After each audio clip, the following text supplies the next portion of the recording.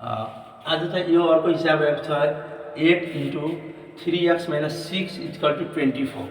सबभन्दा पहिला के गर्नुपर्छ भन्दा हामीहरू चाहिँ एकचोटि हेयर लेखे पनि हुन्छ।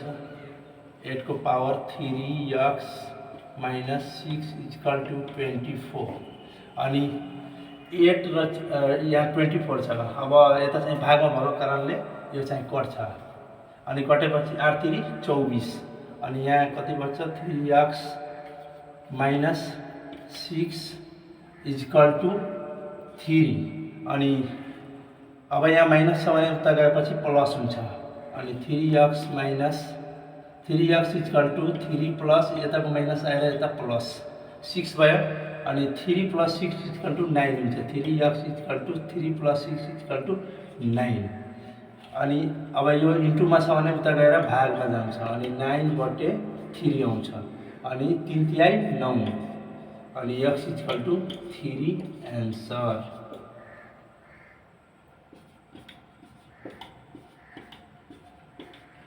यदि भिडियो तपाईहरुलाई राम्रो लाग्यो भने तपाईहरु शेयर गर्न नबिर्सनु होला अनि शेयरको साथसाथै लाइक र फलो गरिदिनु होला। धन्यवाद।